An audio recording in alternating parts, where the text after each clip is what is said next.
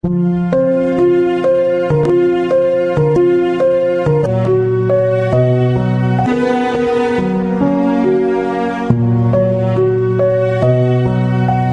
मित्रों, 17वें प्रकरण में आप सबका स्वागत है। मेरे ज़िंदगी के अनुभव जैसे है वैसे ही मैं आपसे शेयर कर रही हूँ और खुशी हो रही है कि आप सब इसे सुन रहे हैं और इससे आपको कुछ न कुछ मार्गदर्शन मिल रहे हैं। और आनंद की बात ये है कि आप सभी ने इसे दिल से स्वीकार किया। बहुत सारी कमेंट्स, बहुत सारे मैसेज आपने मुझे किए हैं। आपका प्रेम मेरे लिए हमेशा स्वीकार्य रहेगा। और सभी ने जो मुझे मैसेज किए उसमें एक बात मैं कॉमन जो है वो अनुभव कर पा रही हूँ, वो ये है कि सबके मन में लगातार एक लालसा बनी रही है कि मेरी ट्विन फ्लेम जर्नी का क्या हो रहा है, या मेरे काउंटर पार्ट के साथ मेरा जीवन या मेरे अनुभव क्या चल रहे हैं। तो ये एक चीज़ ज़्यादा मुझे फील हो रही है। मेरा उद्देश्य अपने इन प्रकरणों को सुनाने का या आपको शेयर करने का ये नहीं है कि आप फैंटेसीज़ में चले जाएं और सिर्फ रोमांटिक साइकिल की बात करें। हालांकि मैंने आपको इसमें बहुत सारे असेंशन कोड्स दिए हुए हैं, सिम्टम्स दिए हुए हैं कि एक आत्मा धरती पर आती है और वो जिन उद्देश्य को लेकर आती है उसे पूरा करना, वही उसका मकसद होता है। आपके जीवन में आपके काउंटर पार्ट आते ही इसलिए हैं कि वो आपको जगा पाए, अंधेरी रात से या गहरी नींद से जगा दें और आपको सही रास्ते पे लगा दें। तड़प बनी रहती है, ये तड़प और कुछ नहीं है, सेपरेशन का जो पेन आपके भीतर पड़ा है, पाने की जो चाहत आपके भीतर पड़ी है, उसी का दर्द है। और इस दर्द से मैं भी गुज़र रही थी। हर एक दिन उनकी याद में बीतता, हर एक पल उनकी याद में बीतता, पर मेरा लक्ष्य, मेरा फोकस था मेरा काम, आपकी सेवा। और मैंने वो कभी नहीं चुकी, मैंने कभी उस काम को बंद नहीं किया। कई बार ऐसा भी होता था कि शरीर खूब थक जाता, प्रोसेसिंग खूब होती और हालत बहुत बुरी होने के बावजूद भी मैं काम करती। काम मेरे लिए सबसे प्रायोरिटी में रहा। जर्नी को डिकोड करना, हर एक पैटर्न्स को समझना और इस जर्नी की गहराई से खोजबीन करना, मनुष्य जीवन में रिश्तों की खोजबीन करना, रिश्तों के बीच की पैटर्न्स को जानना, उसे डिकोड करना, ताकि यहाँ पर हीलिंग फैलाई जाए, हीलिंग दी जाए। आपको उन गहराई से, उन गहरे अनुभवों से, उन दुख दर्द से, उन अटैचमेंट से बाहर निकाला जाए। और पूरे समय भर मेरी कोशिश यही रही कि कैसे आपको डिटैच करवाया जाए। पर अंत में भी जब आपके मैसेज आते हैं तो आखिरी बात यही समझ में आती है कि आपका लक्ष्य, आपका ध्यान, जो सीख आपको मिल रही है उससे कई गुना ज़्यादा उस पर है कि क्या हुआ, हम कैसे मिले। तो आइए इस प्रकरण में मैं इसी विषय पर चर्चा करने वाली हूँ। लास्ट एपिसोड तक मैंने आपसे शेयर किया था कि 5th डायमेंशन एक्टिवेट हुआ, रिट्रीट मेरी बहुत बेहतर गई और दूसरी रिट्रीट भी मैंने की और मैंने कुछ मैजिकल एक्सपीरियंस किए थे जो इस शरीर में मेरे लिए पहली बार जागृत हुए थे। अब समय था मेरी अपनी क्वालिटीज़ को जानने का, मेरी अपनी गॉडेस कॉन्शियसनेस को या गॉड कॉन्शियसनेस को जानने का, मेरे ईश्वरीय अस्तित्व को जानने का, यानी कि फेमिनाइन से डिवाइन फेमिनाइन बनने का।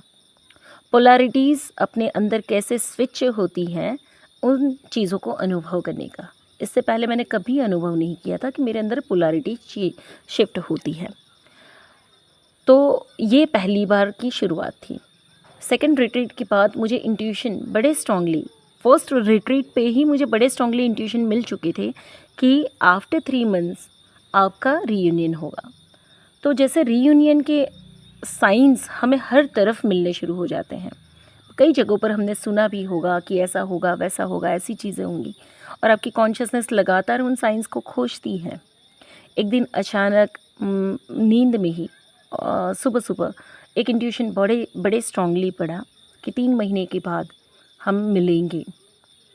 उस समय पे मैं बहुत दर्द से गुज़र रही थी और मैं बहुत बेचैन भी थी। एनर्जीज़ हमेशा अटैकिंग मोड में होती है और ना चाहते हुए भी दिमाग में थॉट्स आते हैं और मन को पिघलाते हैं, मन को बहलाते हैं। मैं चाह रही हूँ कि मैं अपने काम पे फ़ोकस करूँ, मैं चाह रही हूँ कि अपना पूरा फ़ोकस मैं और अपनी पूरी एनर्जीज़ मैं अपने पर्पस पे लगाऊँ, और ध्यान कंटिन्यूस जा रहा है उनकी यादों पे, कंटिन्यूस पेन। और मैं एक बार फिर फिफ्थ डायमेंशन को एक्सपीरियंस करने के बाद फिर डाउन जाने लगी थी। डाउन कितनी भी अगर मैं गई हूँ, पर मैंने अपने काम के समय हमेशा अपनी एनर्जेटिक प्रेजेंस में ही रही हूँ, अपनी हायर सेल्फ में ही अपना काम करती हूँ। चाहे पर्सनल लेवल पे मैं कितनी भी सफ़रिंग से गुजर रही हूँ, पर मेरे काम के समय मैं आपको वही गाइडेंस दूंगी जो आपके हित में होगा। तो ये मेरी एक खूबी हमेशा से रही। उस समय पर मुझे इंट्यूशन मिलने शुरू हुए और प्रकृति ने मुझे इशारे करने शुरू कर दिए। हमारे गार्डन में ही एक पेड़ था, क्रिसमस ट्री जैसा। सबसे पहला मेरा ध्यान सेल्फ मास्टरी के मैं वर्कशॉप ले रही थी या कोई कोर्स चल रहा था ऑनलाइन, और अचानक से मेरा ध्यान उस ट्री पर जाता है और वहाँ से ऊपर एक ही ब्रांच में से 2 ट्री निकल आए हैं, यानी 2 ब्रांच निकल आई हैं, और वो सीधी मुझे दिखाई दे रही थी। ड्यूअल मतलब एक डाली ऊपर बढ़नी चाहिए, यानी कि क्रिसमस ट्री सीधा ग्रो करता है और 4 डालियाँ आसपास फैली होती है और उसी तरीके से वो ग्रो करता है, 4 4 4 करके ऊंचा उठता है। पर ऊपर की डाली में ऊपर के लेवल पे 2 निकल आए थे, यानी 4 4 के 2 थे ब्रांच। और मेरा ध्यान अचानक उस पे जाता है और वो बड़ा मैजिकल लगा कि ये अभी अभी अचानक से निकला है, इतने दिन पर मेरी नज़र नहीं गई। मैं रोज़ उसी झूले में बैठ कर सेशन लेती थी, मैं उसी झूले में बैठकर काम करती थी जहाँ से मेरी नज़र लगातार आसपास बगीचे में या ग्रीनरी पे जाती थी, पर कभी वो क्रिसमस ट्री मेरे ध्यान में नहीं आया। और एक दिन अचानक मुझे वो दिखाई दे रहा है चालू क्लास में, और मैंने फिर उसके ऊपर एक वीडियो बनाकर भी अपलोड किया हुआ था और उसकी एक फ़ोटो भी अपलोड की थी कि किस तरीके से ग्रो हुआ है। तो सबसे पहला साइन मुझे वो मिला कि जहाँ पे ट्विन सोल्स होने की जो कहेंगे एविडेंस या प्रूफ। ओके, इसके बाद धीरे धीरे मुझे बर्ड्स के जोड़े दिखने शुरू हुए। हर तरफ मैं ये देखती थी कि स्पैरोज़ हैं या कबूतर हैं या और भी कोई, यहाँ पे बहुत सारे बर्ड्स हम देखते हैं, तो वो कपल में दिखाई देने लगे। यहाँ तक कि कई सारे ऐसे अनुभव भी हुए जहाँ पे दुल्हन मुझे जोड़े में दिखाई दी। मंदिर गए और वहाँ पे मैंने दुल्हन को जोड़े में देखा। एक ही जैसे कपड़े, एक ही जैसे गहने और एक ही चीज़ जैसी चीज़ें, दोनों ने एक ही जैसा श्रृंगार किया हुआ था, दोनों जोड़ी में दिखाई दी। ऐसे कई सारे साइंस मुझे मिलने शुरू हुए, यहाँ तक कि बादलों में भी कुछ शेप बन जाते। उस समय पे फिर भी एक डाउट बना रहता कि ये क्या मेरे मन की कपोल कल्पनाएं हैं, मेरी गहराई की इच्छाएं हैं, या वाकई ही प्रकृति मुझे कुछ इशारे दे रही है। पर अंदर से एक इंट्यूशन मुझे जो पड़ा हुआ था कि 3 महीने में हम मिलेंगे, मैं अपने इंट्यूशन को कभी ठुकरा नहीं पाती। मेरे इंट्यूशन बड़े सटीक होते हैं, बहुत क्लियर, और मैं विश्वास करती हूँ। मैं खुद पर बहुत विश्वास करती हूँ और मैं सिर्फ खुद पर विश्वास करती हूँ।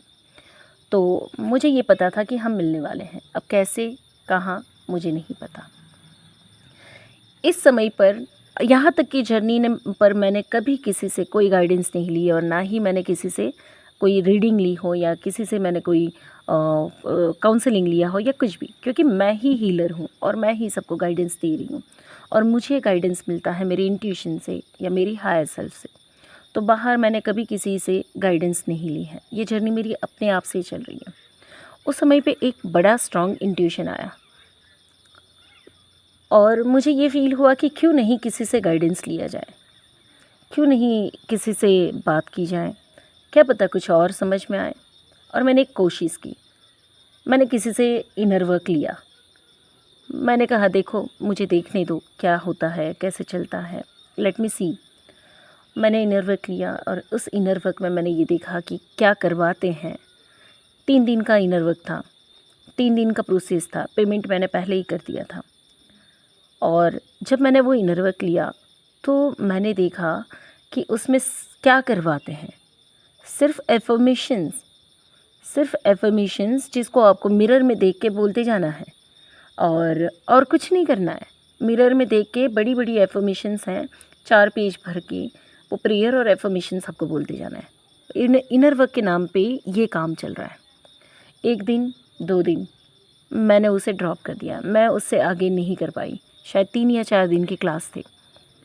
पेमेंट पूरा दे चुकी थी, पर मैं उससे ज़्यादा नहीं कर पाई। मतलब मुझे इतना समझ में आया कि हर कोई इस लूप में फंसा हुआ है इनर वर्क के नाम पे।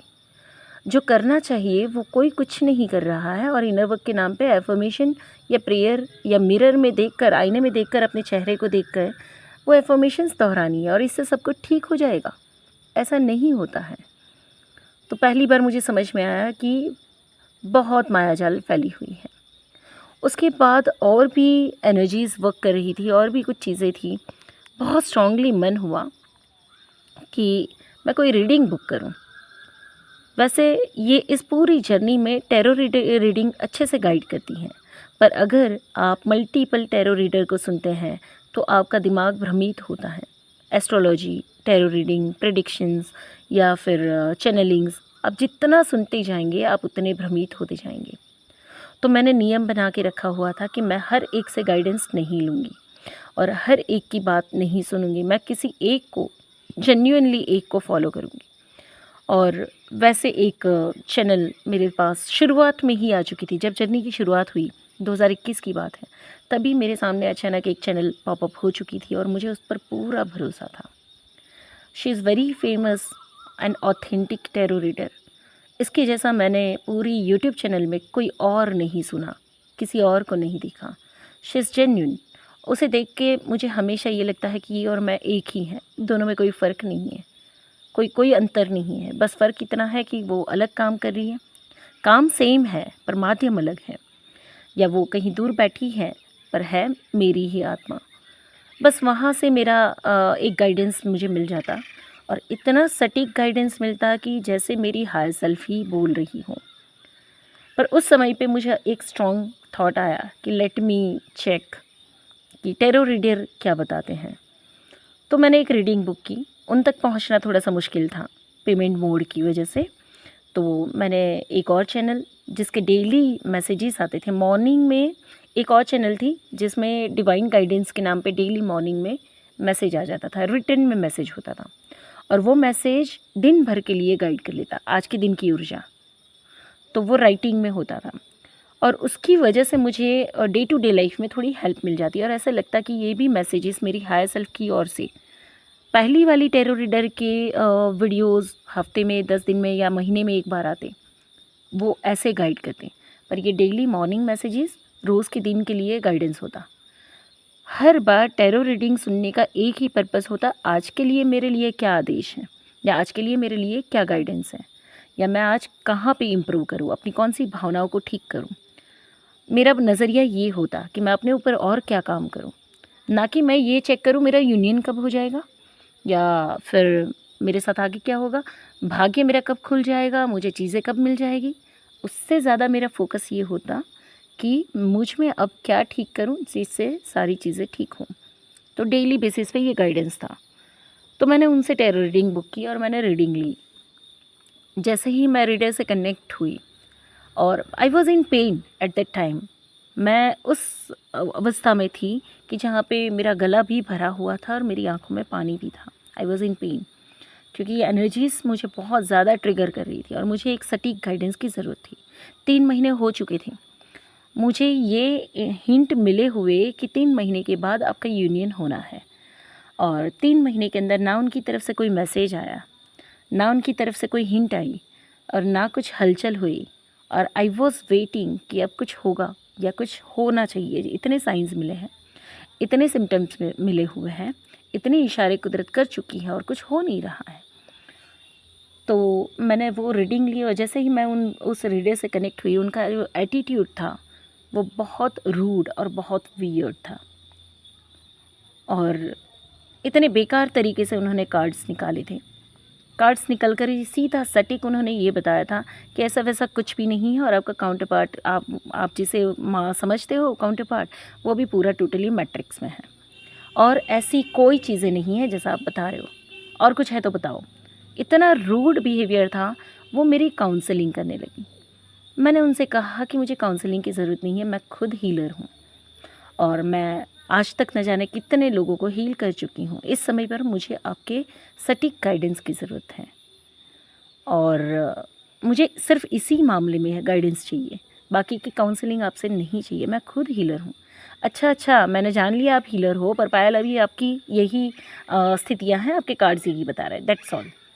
इतना ब्लंट और इतना रूड वो बिहेवियर था, एरोगेंस और एटीट्यूड था सफलता का, सक्सेस का। तो मैंने ये फ़ील किया कि एक एक व्यक्ति, एक क्लाइंट जब आपके पास किसी दर्द में आता है और उसकी आंखों में आंसू होते हैं, तो एक हीलर का एटीट्यूड क्या होना चाहिए, या आपका अपीयरेंस, आपकी प्रेजेंस, या आपका उनके प्रति व्यवहार, रवैया क्या होना चाहिए कि उसे हल्की सी ठंडक मिले। भले नहीं होने वाला यूनियन, कोई बात नहीं, पर फिर भी आप कैसे बिहेव कर सकते हो। तब मैंने भी अपने आप से चेक करना शुरू किया, क्या मैं भी ऐसे ही किसी से बिहेव करती हूँ, क्या मैं भी लोगों को इसी तरीके से जवाब देती हूँ। मैंने अपने आप से कमिट किया, अगर ऐसा कुछ है तो मुझे अपने आप को और ठीक करने की ज़रूरत है, और मैं अपने व्यवहार को और सुधार गई। मैंने कहा नहीं, जो दर्द मुझे किसी से जुड़ने के बाद मिला हुआ है, मेरी सफलता का नशा किसी को हर्ट ना करे, किसी को हार्म ना करे। एक और लेसन मैंने लर्न किया, और मुझे ये समझ में आया कि मेरे इंट्यूशन और मेरे ड्रीम्स मुझे इतना क्लियर बता रहे हैं। ड्रीम्स तब तक मुझे आने लगे थे कि जहाँ पे हम ड्रीम स्टेट में कनेक्ट हो रहे हैं और हम दोनों के बीच में अलाइनमेंट आ रहा है, और इंट्यूशन मुझे बता रहे थे कि बहुत जल्द हम मिलेंगे, पर कब और कैसे मुझे नहीं पता है। और इस स्थिति में बस वो रीडिंग ने मुझे बहुत ज़्यादा हताश किया, और उसके बाद मैंने कान पकड़ लिए कि मेरे इंट्यूशन और मेरे ड्रीम्स मुझे जो बता रहे हैं वो गलत नहीं हो सकते हैं, और उसका कंफर्मेशन मुझे दुनिया में किसी से लेने की ज़रूरत नहीं है, और कोई भी व्यक्ति मुझे ये चीज़ नहीं बता सकता है। जो चीज़ मैं आपको गाइड करती हूँ हमेशा, उसका मैंने प्रैक्टिकल एक्सपीरियंस किया कि सच में आपकी इंटरनल स्टेट को आपकी बाहर की स्थितियाँ नहीं बता सकती हैं। मैं ये नहीं कह रही हूँ कि उनकी रीडिंग गलत थी या उनकी कार्ड्स गलत आए थे। कार्ड्स कभी झूठ नहीं बोलते, टैरो कभी झूठ नहीं बोलता, ठीक है। वो रीडर गलत थी ऐसा भी नहीं है, पर उसका पर्सपेक्टिव, उसका जो अनुभव है वो बहुत छोटा था शायद। टैरो रीडिंग या टैरो रीडर को जल्दी सफलता मिलती है क्योंकि वो आपके मन की लालच को बढ़ावा देते हैं। बहुत रेयर ऐसे जेन्युइन रीडर होंगे जो वाकई ही हायर लेवल की चैनलिंग्स को या हायर लेवल के मैसेजेस को आप तक कन्वे करेंगे और आपके लिए एजुकेशनल हो जाएगा। Otherwise most of the tarot readers, मैं ब्लेम नहीं करना चाहती हूँ, पर ये सत्य है जो मैंने डिकोड किया था कि most of the tarot readers सिर्फ वही कार्ड निकालते हैं और वही चीज़ समझ पाते हैं जहाँ पे क्लाइंट या पेशेंट उस डायमेंशन में खड़ा है। मैं 3D सेल्फ में पेनफुल डायमेंशन में थी, अटैचमेंट वाले डायमेंशन में थी, तो बट ऑब्वियस मेरे कार्ड्स वैसे ही निकलने वाले थे। और मेरी जो सेल्फ है, इनर सेल्फ, स्पिरिट सेल्फ, वो हायर डायमेंशन में यूनियन को एक्सपीरियंस कर रही थी, यानी वहाँ पे अलाइनमेंट बन रहा था, और 3D सेल्फ पेन में थी, तो कार्ड्स वैसे ही निकलेंगे। अगर मैं अटैचमेंट छोड़ देती और मैं लव की फ्रीक्वेंसी में जाती और वहाँ से मैं कार्ड निकलवाती, तो 5 मिनट के अंदर मेरे कार्ड्स बदल सकते थे और मुझे फ्यूचर टाइमलाइन दिखाई देती, जहाँ पे जो ड्रीम स्टेट में यूनियन एक्सपीरियंस कर रही हूँ वो मुझे फ़िज़िकल फॉर्म में मिलता। पर अभी मुझे कुछ सीखना बाकी था, मुझे कुछ समझना बाकी था। तो वहाँ से मुझे समझ में आया कि टैरो रीडिंग अभी पूरा सत्य नहीं बता पा रहे। हर कोई टैरो रीडर इतना एक्सपर्ट या इतना पावरफुल नहीं होता है वो इन डायमेंशंस को समझ पाए। यहाँ से मैं और आगे बढ़ी और मेरी इसके बाद की गुजरात की टूर आई, और गुजरात की टूर पे हमें जाना था। उससे पहले मेरे लिए एक चैलेंज आई जहाँ पर मुझे अपनी गाड़ी नई लेनी थी, और पहली बार मेरी ज़िंदगी में मैंने एक बड़ा संघर्ष अनुभव करना शुरू किया। हालांकि हायर एक्सपीरियंसेस चल रहे थे, जब ये पेनफुल एक्सपीरियंस गया और जब मैंने इतना दर्द अनुभव किया, उसके बाद मैंने अपनी टैरो रीडिंग के बाद मैंने अपने आप को डील करना शुरू कर दिया कि मुझे अब क्या करना है, मुझे अपने आप को बेहतर बनाने के लिए और क्या करना है। और मैंने एलिमेंट से जुड़ना शुरू किया था। तो मैंने वाटर एलिमेंट से अपनी हीलिंग की, अपने इमोशंस को रिलीज़ किया, और मुझे ये फ़ील हुआ था कि मैं बहुत फूट कर रोई। रोने के लिए मेरे पास कोई स्थान नहीं था। आप सब मुझसे जुड़कर मेरे साथ या मेरे पास रोते, या आप अपनी बातें मुझे कहते, पर मैं अपने आंसू आपके सामने नहीं ला पाती। क्यों? क्योंकि अगर मैं ही कमज़ोर पड़ जाऊँ या मैं ही रोऊँ आपके सामने, तो आपको हिम्मत कौन देगा, या आपको समझाएगा कौन, या आपको आपकी जर्नी में आगे कौन बढ़ाएगा। तो मुझे तो अपने रोल में रहना था, पर मेरे अंदर दर्द इकट्ठा होता जाता। गीता के सामने मैं कई बार रो लेती या बात करती उससे, या मैं कई बार अकेले में भी खूब वो कर लेती, पर फिर भी मेरा भरोसा बहुत मज़बूत था। इनविजिबल जो रियलिटी है, जो दिखाई नहीं दे रही, उस पे मेरा भरोसा बहुत पक्का था। तो मैंने अपना मनोबल बनाए रखा और मैंने अपनी हीलिंग खुद शुरू की थी। हमेशा मेरी हीलिंग चलती है, कंटिन्यूस चलती है, पर इस समय पे मैंने अपने वाटर एलिमेंट को ठीक करना शुरू किया और मैंने पाया कि मैं अब स्टेबल होती जा रही हूँ। और उसके बाद ही मैंने ये देखा कि मेरी नई गाड़ी लेने का एक मोड़ बना हुआ है। हालांकि ये भी एक बड़ी बड़ी लंबी कहानी है। मैं बड़ी सेटिस्फाइड थी और बहुत खुश थी कि मुझे गाड़ी की अभी कोई ज़रूरत नहीं है, मैं अपनी छोटी गाड़ी में भी खुश हूँ, सब कुछ था। पर फिर भी एक ऐसा दौर आया कि जहाँ पे मुझे अपनी लिमिटेशंस को ब्रेक करना पड़ा। इस बात को अभी मैं यहाँ पर स्किप करती हूँ, समय आने पे ज़रूरत लगेगी तो मैं इसे शेयर करूँगी। इसके बाद हमारी गुजरात की टूर आई और हम गुजरात गए। मुझे हिंट तो मिली थी 3 महीने के बाद हमारा यूनियन होगा, पर अब करीबन 5 महीने होने आए थे। 3 महीने तक तो मुझे इस प्रकृति ने सारे साइंस दिए, सारे सिम्टम्स दिए, और उसके बाद हम नैनीताल की टूर पे गए थे। गुजरात की टूर से पहले हम नैनीताल की टूर पे गए थे। नैनीताल की टूर का अनुभव ऐसा था कि मैंने ज़िंदगी में पहली बार अपनी जो जिसे हम कहते हैं कि इसी धरती पे परम मोक्षा को अनुभव करना। पहला अनुभव मेरा सातों चक्रा के एक्टिवेट होना और कुंडलिनी जागरण का था। पर नैनीताल की टूर पर मैंने अपना परम मोक्षा की स्थिति को अनुभव किया। मेरे साथ सीक्वेंस में अनुभव होते जा रहे थे। पहला चक्रा का एक्सपीरियंस हुआ, कुंडलिनी जागरण का अनुभव हुआ। कुंडलिनी जागरण मैंने 4 बार अनुभव की है समय समय पर। उसके बाद रिट्रीट में मैंने 5th डायमेंशन को एक्सपीरियंस किया था। उसी समय पे मुझे यूनियन के मैसेज मिलने लगे थे, पर यूनियन का अभी कोई नामो निशान नहीं था। और उसके बाद आई हमारी नैनीताल की टूर। नैनीताल की टूर में मैंने सबसे पहली बार इसी शरीर में परम मोक्षा की स्थिति को अनुभव किया। कसार देवी के उस मंदिर में जहाँ पर स्वामी विवेकानंद ने सबसे पहली बार अपने मूल स्वरूप को अटेन किया था, माँ के दर्शन किए थे और उन्होंने अपनी आत्म जागृति का अनुभव किया था। उसी जगह पर, उसी स्थान पर, उसी मंदिर में मैंने जीवन में पहली बार अपना ये अनुभव किया और बहुत कुछ सटीक हो रहा था, बहुत स्पष्ट हो रहा था। और इस समय पे एक बात, नैनीताल की टूर पे एक बात और भी थी कि जहाँ पे मैं ये अनुभव कर पा रही थी कि पूरी ज़िंदगी में स्वामी विवेकानंद की कॉन्शियसनेस से मेरा एक ख़ास लगाव रहा था। मैं उनको हालांकि जानती नहीं थी, पर उनकी जीवन कहानी को मैंने इतनी इंटेंसिटी के साथ पढ़ा हुआ था कि जैसे मैं कुछ खोज रही हूँ, कुछ जान रही हूँ। मैंने उनकी 150-200 पन्ने की बुक, शायद बहुत मोटी बुक, ज़्यादा होंगी मुझे याद नहीं है, पर मैंने उनकी जीवन की कहानी को दर्शाती हुई किताब इतनी इंटेंसिटी के साथ पढ़ी थी कि जैसे मेरी भूख मैंने उसमें से तृप्त करी हो। ये एक समय की बात थी जब मेरी अवेकनिंग नहीं शुरू हुई थी, 2019-20 के आसपास की, लॉकडाउन के समय मैंने स्वामी विवेकानंद को पढ़ा था। इसके अलावा स्वामी विवेकानंद के कैरेक्टर से हमेशा मेरा जैसे कोई एक लगाव रहा हो, और मैं उनको पर्सनली कभी नहीं जानती, ना ही मैंने उनके बारे में और कुछ अलग से जाना हो या स्टडी किया हो। बस उनकी जीवन कहानी को मैंने पढ़ा था और मैं ये फील कर पाती थी कि इस आत्मा के साथ मेरा कोई कनेक्शन है, जैसे अपना सा है। बस वो समाप्त हुआ था, इसके बाद इसकी कोई चर्चा नहीं थी। पर जब हम कसार देवी गए, उस मंदिर में हमने ध्यान साधना करनी शुरू की। हम ग्रुप में थे, 7-8 जनों का ग्रुप था, और हमने ब्रीथिंग प्रैक्टिसेस और ध्यान साधना करनी शुरू की।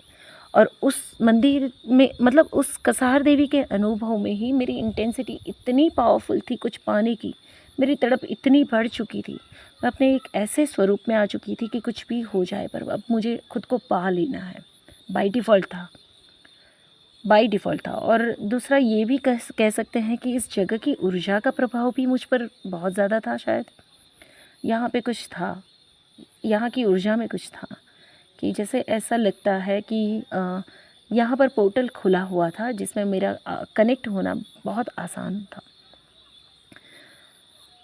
और बस मैंने वहाँ पे अपने ज़िंदगी का सबसे बड़ा अनुभव, जिसे हम कहते हैं आत्म जागृति या मुक्ति का अनुभव, वो अनुभव किया। मेरा हृदय पूरा खुला हुआ था, आँखों से अश्रु की धार बह रही थी।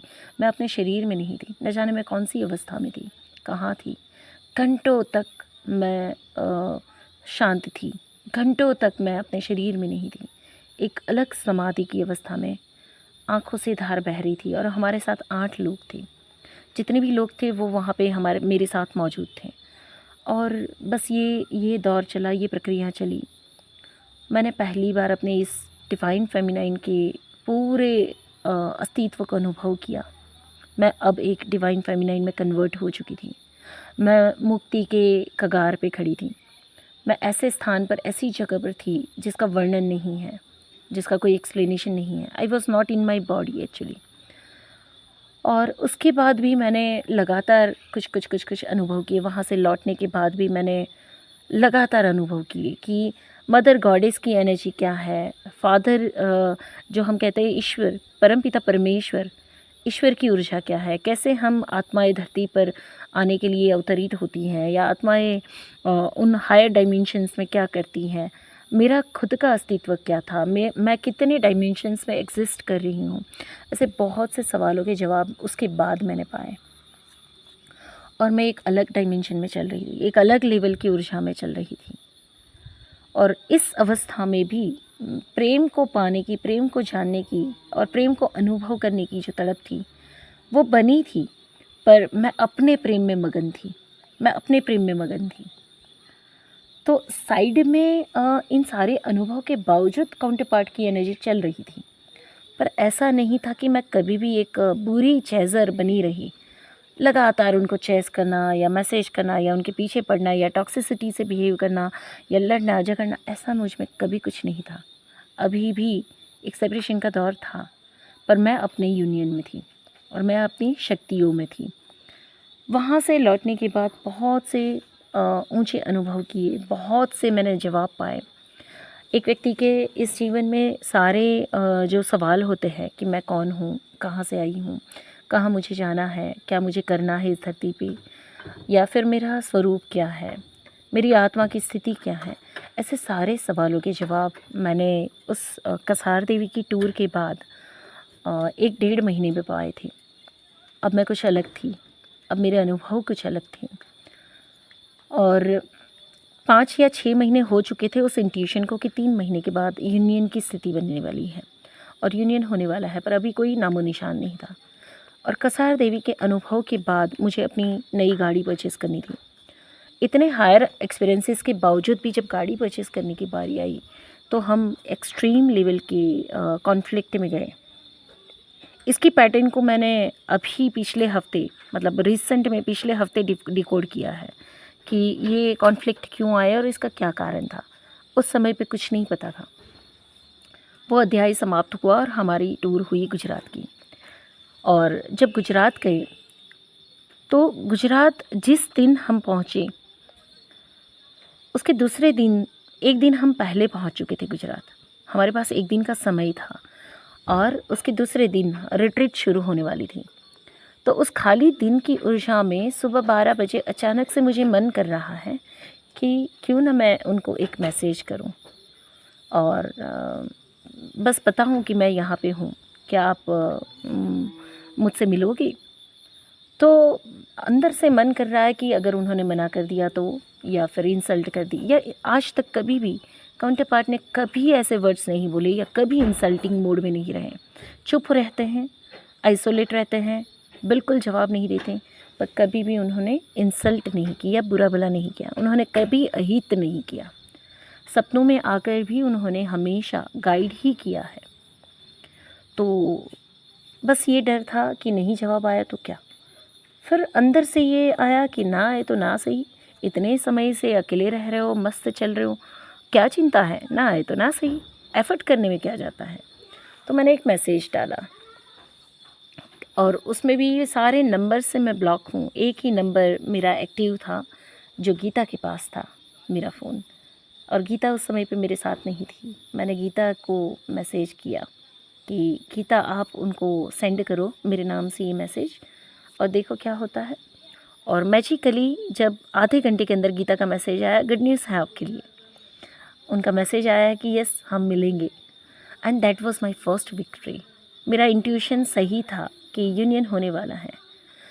अब मेरा प्रश्न यहाँ पे ये था कि 6 महीने पहले, 5.5-6 महीने पहले मुझे इंट्यूशन आए थे कि आफ्टर 3 मंथ्स यूनियन होगा, यूनियन के साइन मिले, सब कुछ हुआ, पर यूनियन हुआ 5.5-6 महीने के बाद, यानी हम मिलने वाले थे 5.5-6 महीने के बाद। और टेरो रीडर ने बताया था कि अभी वो पूरी टॉक्सिसिटी में है या पूरी डार्कनेस में है, वो अपने में बिज़ी हैं और बिल्कुल अभी कोई ऐसे चांसेस नहीं है। पूरी हताशाजनक बात थी, पर फिर भी मेरे गट फीलिंग ये बता रहे थे कि नहीं हम मिलेंगे। तो 3 महीने प्लस दूसरे 2.5-3 महीने, ये 3 महीने का समय और क्यों लगा?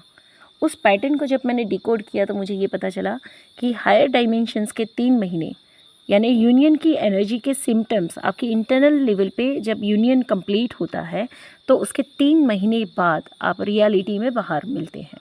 यानी थर्ड डायमेंशन में चीज़ें मैनिफेस्ट होने में 3 महीने का पूरा समय लगता है।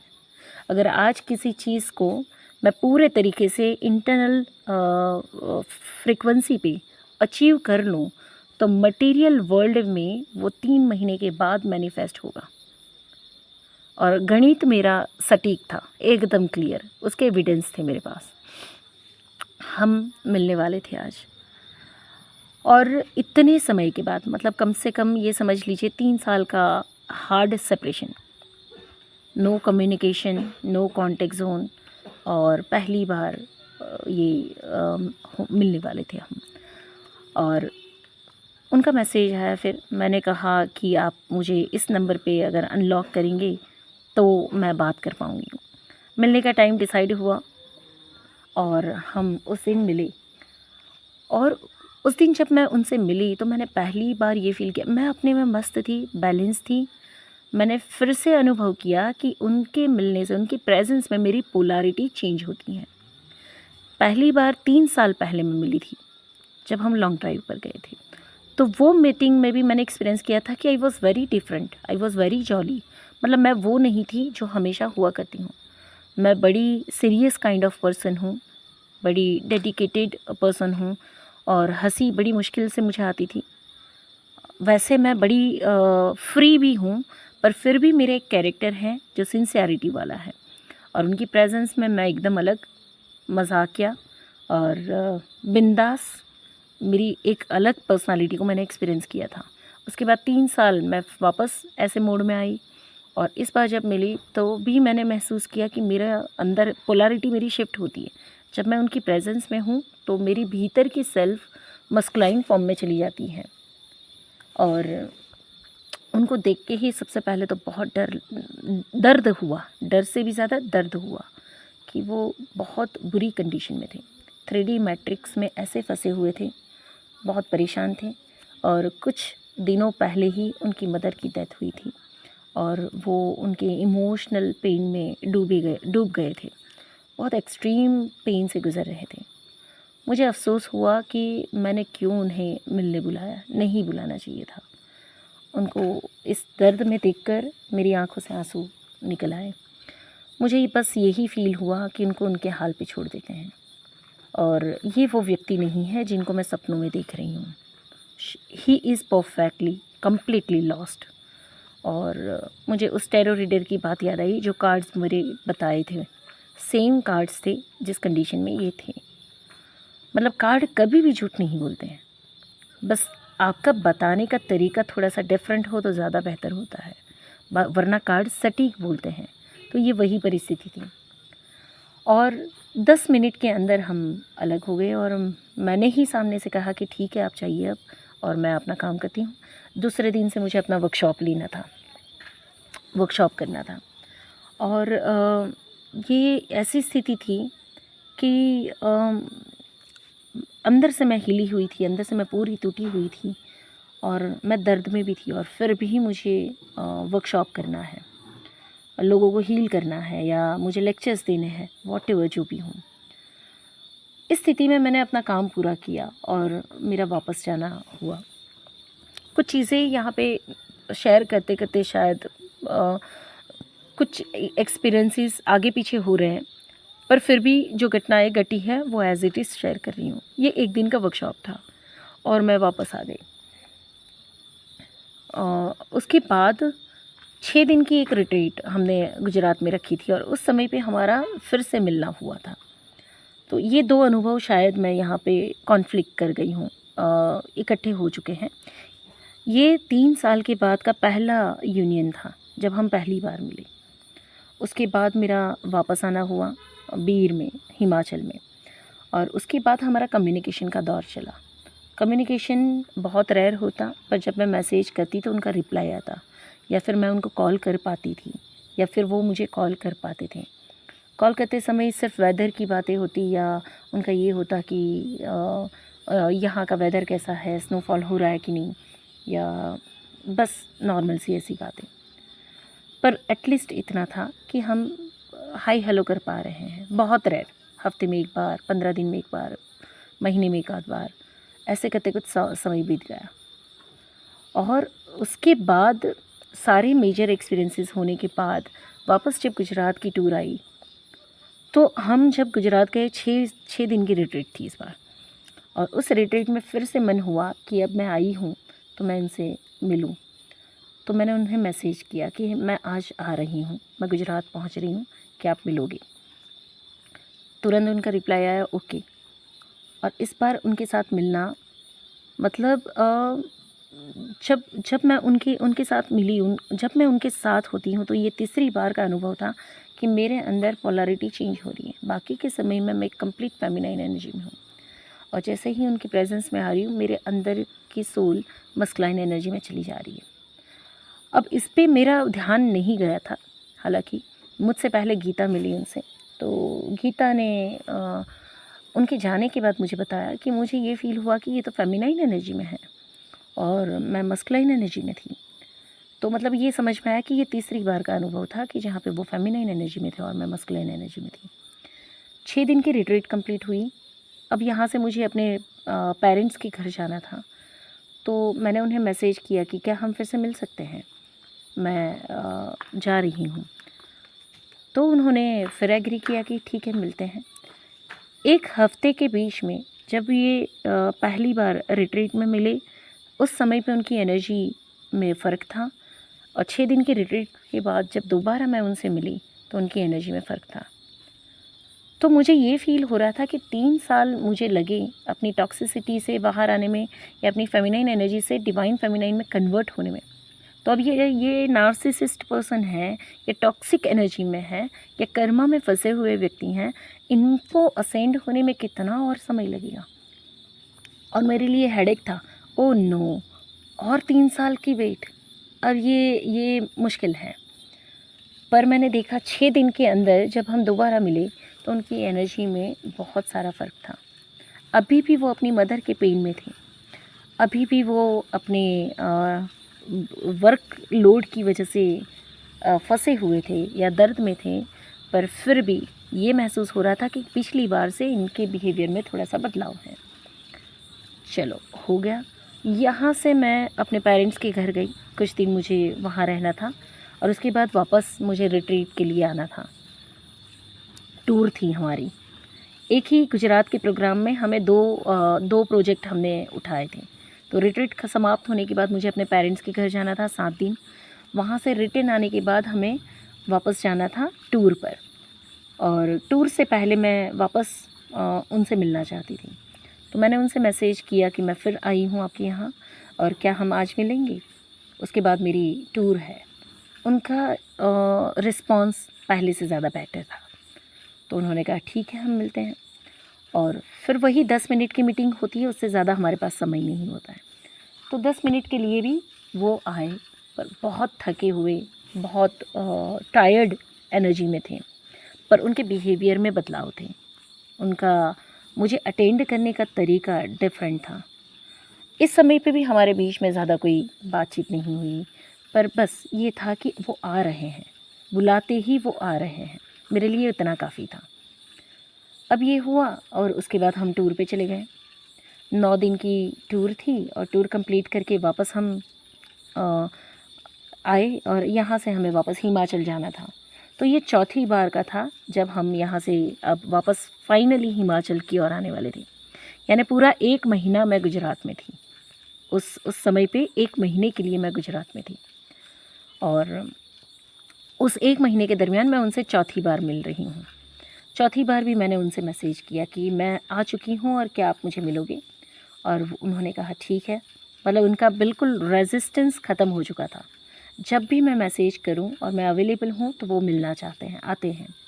हालांकि वो अपनी परेशानी में थे और इस बार जब वो आए तो पहले से ज़्यादा सॉफ्ट थे पर बहुत थके हुए थे। अभी भी उनके कर्मा समाप्त नहीं हुए थे। उनकी लाइफ की स्ट्रगल कंप्लीट नहीं हुई थी, ख़त्म नहीं हुई थी। पर वो इमोशनल फ्रीक्वेंसी में अपनी मदर की डेथ से थोड़े उभरे हुए थे, अब बैलेंस होते जा रहे थे। उस समय पे मैंने उन्हें उनके लिए मैं एक गिफ्ट लाई थी जो मैं उन्हें देना भूल गई थी। तो मैंने कहा कि मुझे आपको ये गिफ्ट देनी थी, इसलिए मैंने आज बुलाया है। तो मैंने उन्हें वो गिफ्ट दी और उन्होंने इतने प्यार से उस गिफ्ट को इतनी खुशी खुशी रिसीव की और उन्होंने उसे अपने गले पे लगाया। तो that was something different for me कि इतने 3 साल की तपस्या के बाद फाइनली जब हम मिले हैं तो धीरे धीरे उनमें 4 मीटिंग के बाद बहुत से लेवल पे बदलाव आए। और इस जर्नी में मैंने ये भी देखा कि जब जब मैं अपने ऊपर काम कर रही हूँ या अपने में बैलेंस होती हूँ तो उनमें बदलाव आते हैं। इस लेवल पे उनमें बदलाव आते मैंने देखे हैं, इतने फास्ट लेवल पे बदलाव आते देखे हैं कि जो 3 साल में मैंने अपने आप में बदलाव लाए वो इनके 1 महीने के अंदर देखे। बहुत फास्ट लेवल पे उनमें चेंज आना शुरू हुआ था। और इसके बाद जितनी भी बार मिलते कुछ मिरर कर जाते, जितनी भी बार मिलते कुछ हिंट दे जाते, अननोइंगली होता था। पर अभी भी हमारे बीच में कोई केमिस्ट्री नहीं बन रही थी या फिर और कुछ नहीं था। बस एनर्जी लेवल पे हमने ये देखा था कि जब हम एक दूसरे की प्रेजेंस में होते हैं तो पोलैरिटी शिफ्ट हो रही है। और मैंने कभी कोई आकर्षण महसूस नहीं किया और कभी कोई अटैचमेंट महसूस नहीं किया और कभी कोई डिपेंडेंसी भी महसूस नहीं की। मुझे कोई और ख्याल आते ही नहीं थे और हमारे बीच में और कोई रिश्ता, हाथ पकड़ने का भी रिश्ता नहीं था कि हम एक दूसरे का हाथ भी पकड़े, ये भी रिश्ता नहीं था। क्योंकि इस रिश्ते को मैं बहुत प्योर लेवल पे एक्सपीरियंस कर रही थी। तो ऐसी कोई ख्वाहिश या ऐसी कोई गुंजाइश मुझे महसूस नहीं हो रही थी। पर कुछ चीज़ें ऐसी थी जिसे हम कह सकते हैं कि नार्सिसिस्ट ट्रेट्स होते हैं या मस्कुलाइन, डिवाइन मस्कुलाइन की फितरत होती हैं। तो वैसे कुछ अनुभव थे जो डिस्टर्बिंग थे। उसके अलावा जब वहाँ से हम वापस हिमाचल चले आए तो हमारे बीच में कम्युनिकेशन तो बना, पर कभी भी मैंने उसका फ़ायदा नहीं उठाया। कभी मैंने बेवजह या बिना मतलब के मैसेज या फ़ोन नहीं किया। जब मुझे बड़े स्ट्रॉन्ग इंट्यूशन आते कि मुझे उन्हें मैसेज करना है तो मैं अपने इंट्यूशन को फॉलो करती और मैसेज करती। फिर उनका रिप्लाई आता और नहीं भी आता, दोनों चीज़ें थी। कभी आता भी और कभी नहीं आता। पर उसका हर्ट होना बंद हो चुका था। अब मैं अपने आप में मस्त थी, अपने आप में बैलेंस थी और मुझे ये विश्वास आ चुका था कि ये रिश्ता कहीं नहीं जा रहा है। इसे ना पकड़ने की ज़रूरत है, ना बांधने की ज़रूरत है, ना चेस करने की ज़रूरत है, ना कुछ एक्सपेक्ट करने की ज़रूरत है। इसमें जो भी बदलाव आने हैं समय के साथ अपने आप ही आएंगे। तो मेरा पूरा ध्यान खुद के ऊपर था। मुझे बस अपने आप को और बेहतर करना था। वहाँ से आने के बाद मेरा नेक्स्ट लेवल का प्रोजेक्ट यहाँ पे शुरू हो चुका था, जहाँ पे हमें एक प्रॉपर्टी हायर करनी थी और रिट्रीट सेंटर हमें बनाना था, ताकि लोग अब मेरे पास आ पाए, यहाँ पर रह पाए, अपनी हीलिंग इनिशिएट कर पाएँ और हम सबको 6 दिन के रिट्रीट में इनवाइट कर पाएँ। अब मेरे लिए मेरा पर्पस सबसे बड़ा था। मुझे पता है कि वो रिश्ता यहाँ पर है, कहीं नहीं जाएगा, वो कहीं भागे नहीं जा रहे और सब कुछ अपने समय पे होने ही वाला है। उस दिन के बाद से आज तक, यानी कि 1 साल पूरा होने को आया, मेरी चेजिंग एनर्जी टोटली समाप्त हो चुकी थी और मेरी कल्पनाओं में जो रोमांटिक रिलेशनशिप की छवि थी वो समाप्त हो चुकी थी। जब भी मैंने आंख बंद की और भीतर में गई तो मैंने अपने आप को उनके साथ पाया, पर एक अलग डायमेंशन में, अलग लेवल पे, जहाँ पे राधा कृष्ण का प्रेम हो या जहाँ पे शिव शक्ति का प्रेम हो, उस शुद्ध प्रेम के अनुभव में पाया। तो मुझे ये फ़ील होता था कि इस प्रकार का प्रेम इस धरती पे, इस मनुष्य शरीर में अनुभव करना अभी मुश्किल है। तो बेटर है कि पहले अपने आप में पूरी शुद्धि हो जाए, आपके विकारों से मुक्ति हो जाए, स्वभाव में कोमलता आ जाए, विचारों की शुद्धि हो जाए, और उस स्थिति में अगर हम मिलते हैं तो ये रिश्ता काम कर पाएगा, वरना ये रिश्ता कांच की धार पर चलने जैसा है। कुछ भी ऐसा नहीं होगा जो आपको प्रतिबिंब में दिखाई ना दे, जैसा है वैसा दिखाई देगा, A to Z as it is. अगर आपके भीतर कुछ भी नकारात्मक होगा या कुछ भी दबा होगा, आपका काउंटर पार्ट सीधा आपको आईने में प्रतिबिंब दिखा देगा। एक दिन फ़ोन पे बात चल रही थी, उनका फ़ोन आया सामने से और वो शेयरिंग कर रहे हैं और बातें चल रही है अचानक से, और मैं खुशी खुशी उनसे बात कर रही हूँ और सारी शेयरिंग हो रही है, हमारी रिट्रीट कैसी चल रही है या काम कैसा चल रहा है, यहाँ का वेदर कैसा है, और सब कुछ चल रहा है। और अचानक से उनके मुंह से निकला कि बस तुम मुझे समझना नहीं चाहती हो और तुम मुझे समझती ही नहीं हो। एकदम से उनका मूड बदला और उन्होंने ये कहा मुझे, और मेरे आँखों में एकदम से आंसू भर आए और मैंने ये महसूस किया कि क्या मैं आपको नहीं समझती हूँ। 3 साल से मैं मौन साधना कर रही हूँ, मैं अपने आप में तपस्या कर रही हूँ, मैं अपने आप में हर दर्द को अनुभव करते हुए भी लोगों के लिए काम कर रही हूँ और आपकी बेसब्री से वेट कर रही हूँ। इतना मैंने वो रखा हुआ है, संयम रखा हुआ है अपने ऊपर। मैंने कभी बेवजह आपको परेशान नहीं किया। क्या आपको लगता है कि मैं आपको नहीं समझ पा रही? पर कुछ सामने आया, मतलब मेरे लिए तो यही टास्क था कि उन्होंने मुझे कुछ इशारा किया है और मुझे अपने ऊपर काम करना है। आँखों में आंसू के साथ मैंने फ़ोन रख दिया और मैंने सेल्फ़ रियलाइजेशन में जाना शुरू किया और मैंने देखा कि कई सारी जगहों पे और डीपर लेवल पे मुझे शुद्धि की ज़रूरत थी, जहाँ पे उन्होंने मुझे इशारा कर दिया था। बुरा लगा था, पर फिर ग्रैटिट्यूड बन गया कि ये गज़ब की जर्नी है। ये सिर्फ रोमांटिक रिलेशनशिप की नहीं है, रोमांटिक कल्पनाओं की जर्नी नहीं है, ये खुद की पहचान करने की जर्नी है, खुद को निखारने की जर्नी है। संपूर्ण ध्यान अपने ऊपर लाना, अपने प्रेम में पड़ जाना, अपने खुद के दीवाने हो जाना, अपनी शक्तियों को जागृत करना और अपनी सुगंध से इस जगत को महका देना। इतनी अपने प्रेम में तो मैं पहले कभी नहीं थी। कभी मैंने खुद को ऐसे नहीं छुआ था, अपने आप को ऐसे नहीं देखा था जैसे मैं आज देख पा रही हूँ अपने आप को। तो उसके बाद मुझे बुरा तो लगा था उनके इस बिहेवियर से और मैं हर्ट हुई थी, पर जब मैंने ये रियलाइज़ किया तो मैंने मैसेज किया कि आई एम सॉरी, शायद मुझे ऐसा लग रहा है कि मुझे और इम्प्रूव करने की ज़रूरत है and I am committed to improve myself, I am sorry for that. बहुत जेन्युइनली, होल हार्टेडली मैंने ये मैसेज लिखा था और उन्होंने मुझे तुरंत रिप्लाई किया कि इट्स ओके, ठीक है। और उसके बाद हमारी फिर बातें चली कुछ दिन, कभी कभार उनका मैसेज या फ़ोन आता। बहुत रेयर होता कि अब मैं मैसेज करती। हफ़्ता 10 दिन या 15 दिन में मैं एक बार पूछ लेती, everything is okay with you. उनका मैसेज आता, येस ओके फाइन, बस इतनी सी बात, उससे ज़्यादा हमारी कोई बात नहीं चलती। कभी उनका मैसेज आता, हाउ इज़ द वेदर, और क्या हाल चाल है, बस दैट्स ऑल, इससे ज़्यादा बात नहीं होती। और कभी कभी बात बन जाती तो फ़ोन आता या फ़ोन पे बात हो जाती। ये सब कुछ समझ लीजिए कि जनवरी से लेकर ये सितंबर है, इसके बीच की बात है।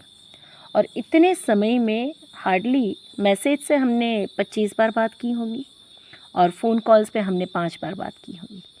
समझ लीजिए कि 7 महीने का पीरियड मैसेज पे हाई हेलो के फॉर्म में 25 मैक्सिमम टाइम्स और कॉल पे 5 बार, ये जर्नी है। ये समय समय पे उनके ड्रीम्स आना कंटिन्यू था और ड्रीम्स में अब मुझे कई बार ड्रीम्स ऐसे भी आए कि मेरा खुद का भाई, जिसके साथ कभी मेरी बनती नहीं थी, वही मेरा भाई अब मुझे अपने काउंटर पार्ट के साथ मिलवा रहा है ड्रीम्स में। मेरा भाई मुझे बता रहा है कि तुम यहाँ क्यों बैठी हो, जाओ वो बैठे हैं तुम्हारी वेट कर रहे हैं, उनसे मिलो। कुछ ड्रीम्स ऐसे भी आए हैं कि जहाँ पे मेरा पूरा परिवार है और मेरा परिवार खुद मुझे उनके पास भेज रहा है, and everyone was very happy. उस ड्रीम में सब खुश थे। और कुछ ड्रीम ऐसे भी आए हैं कि जहाँ पे उनकी जो डेड मदर हैं उन्होंने भी मुझे बताया कि मैंने तुम्हारी हेल्प की है तुम दोनों को मिलाने में। तो ये सब मैजिकल था मेरे लिए और बस जर्नी चलती आई। इस वीडियो को मैं थोड़ा सा लंबा इसलिए कर रही हूँ कि मेरे जीवन के इस अध्याय को मैं यहीं पे समाप्त करने वाली हूँ। इसके बाद प्रकरण नहीं आएंगे, ये आखिरी है। इसके बाद इस बीच भी बहुत कुछ हुआ है, पर कुछ वीडियो के माध्यम से या कुछ आपके प्रश्नों के उत्तर के माध्यम से उन चीज़ों को मैं शेयर कर लूँगी। तो यहाँ पे ये 17वां जो प्रकरण है वो आखिरी होगा मेरा। और देखिए अभी शेयर कर रही हूँ तो मुझे पता चल रहा है कि हम दोनों के बीच में 17-11 की फ्रीक्वेंसी कॉमन थी, 17-11, और ये 17वां प्रकरण मेरी शेयरिंग का आखिरी है न्यू बिगिनिंग के लिए। सो ये था। और ऐसे ड्रीम्स मुझे कंटिन्यूस आते गए और लास्ट एक लंबा सेपरेशन पड़ा जिसमें मैंने उनके यहाँ कुछ चल रहा होगा या उनकी लाइफ में कुछ हो रहा होगा, पर उनकी लाइफ में जो कुछ भी हो रहा है मुझे पता चल जाता। कुछ भी ऐसा नहीं होता कि जो उनके वहाँ चल रहा है और मुझे ना पता हो। हालांकि हमारी बात नहीं होती या शेयरिंग नहीं होती, पर फिर भी मुझे पता है कि उनके साथ क्या हो रहा है या उनके यहाँ क्या चल रहा है, चाहे इंट्यूशन के माध्यम से चाहे ड्रीम के माध्यम से। और इसके बाद अभी आखिरी बार लास्ट में बहुत लंबी चुप्पी के बाद, साइलेंस के बाद उनका एक मैसेज आया और मैं क्लास में बिज़ी थी और मैंने मैसेज का रिवर्ट तो दिया। आफ्टरनून में मैसेज आया था, मैसेज का रिवर्ट दिया, सामने से उनका भी मैसेज आया। रात को फिर उनका कोई मैसेज आया और मैं क्लास में बिज़ी थी और एकदम से मेरा हाथ ऑटो प्रोसेस में चला गया। ऑटो प्रोसेस में हाथ उठा और मैंने ये मैसेज लिखा कि आप मेरे साथ ऐसा क्यों कर रहे हो और कैसे कर सकते हो, और आप मुझे टेकन फॉर ग्रांटेड कैसे ले सकते हो, और आपको पता है कि मैं आपसे कितना प्रेम करती हूँ और उसके बावजूद भी आप मेरा उपयोग कैसे कर रहे हो। ये हाथ मेरा अपने आप चल रहा है। और बस किस तरीके से मैंने ये मैसेज डाला और मैंने कहा कि मैं आपको क्या किसी और को भी ये अधिकार नहीं देती हूँ कि कोई मुझे इस तरीके से याद करे या इस तरीके से मेरे साथ बात करे। That was my last and final message. और वो मैसेज हाथ मेरे अपने आप चले। मैं नहीं चाहती थी कि मैं ये मैसेज लिखूं क्योंकि मेरी फितरत में क्या था, मैं किसी को हर्ट नहीं कर सकती।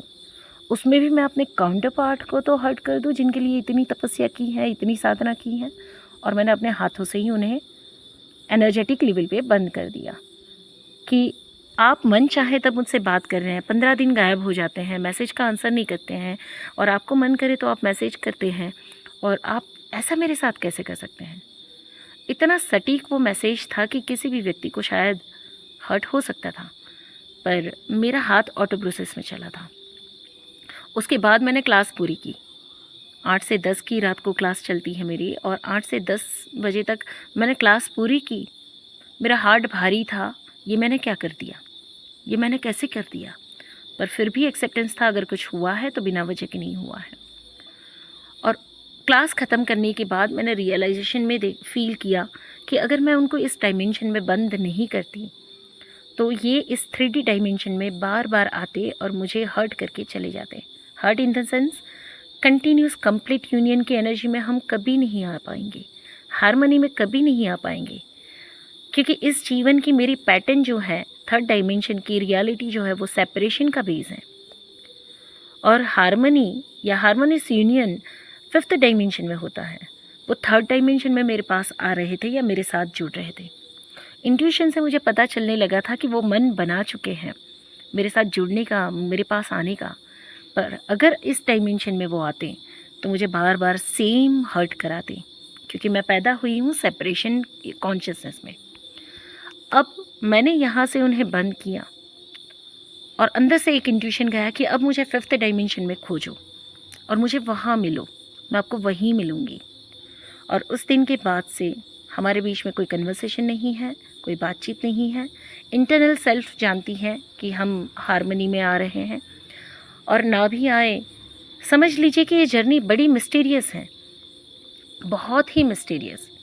हम यहाँ पे फिज़िकल लेवल के सेपरेशन को खोज रहे हैं, जबकि मैं ये कहती हूँ या मैं ये समझ चुकी हूँ कि हम सोल लेवल पे 5th डायमेंशन में हम हमेशा एक हैं, वननेस में हैं। और आज तक मैं अपने जितने भी डिवाइन एक्सपीरियंसेस कर रही हूँ, अपनी सेल्फ को जानने के या अपने आप को जानने के, कहीं पे मैं अधूरी नहीं हूँ, मैं पूर्ण हूँ। मैं उस स्थिति में हूँ जहाँ पे मैं सुप्रीम सेल्फ में हूँ और मुझे कोई अधूरापन नहीं लग रहा है, कुछ भी अधूरा नहीं है, कुछ भी कम नहीं है। मैं कंप्लीट हूँ, मैं पूर्ण हूँ। और उस पूर्णता की स्थिति से मैं उनसे उतने ही प्रेम से जुड़ी हुई हूँ। सेपरेशन सिर्फ यहाँ महसूस हो रहा है, इस धरती पे, इस शरीर में, फिजिकल रियलिटी में, जो दो शरीर दूर बैठे हैं, एक दूसरे से दूर बैठे हैं। पर अगर ये दो शरीर एक साथ आ भी जाते हैं तो इस डायमेंशन में भटकने का खतरा बहुत है, अटैच हो जाने का खतरा बहुत है। और ये डायमेंशन है कंप्लीशन का, बिल्कुल कंप्लीट करना पड़ेगा यहाँ पे। इस जीवन में मैं धरती पे आई हूँ तो यहाँ से डिटैच होकर वापस जाना है और आप सबको भी डिटैच कर कर ले जाना है।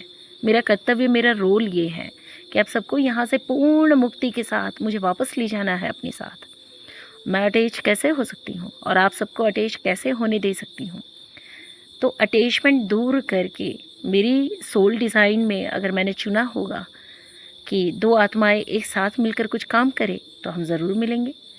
पर ये वो रोमांस नहीं है, वो प्रेम नहीं है, या वो कनेक्शन नहीं है जैसा आप 3D रियलिटी में जानते हो या समझते हो, जहाँ पे दो कपल एक दूसरे के हाथों में हाथ डालकर बैठे हों और आंखों में आंखें डालकर बैठे हो या कंधे पे कंधे हाथ रखकर बैठे हों और अपने सुख दुख को बांट रहे हो।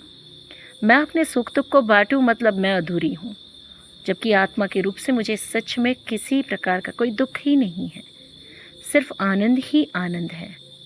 और इसी आनंद की स्थिति में अगर हमारी डिज़ाइन में आप सबकी आँखों को प्रेम देखना है, आपकी आँखों के लिए अगर इस रूप को, प्रेम के इस रूप को देखना है, शिव शक्ति के स्वरूप को देखना है, तो हो सकता है कि हम साथ में आएंगे।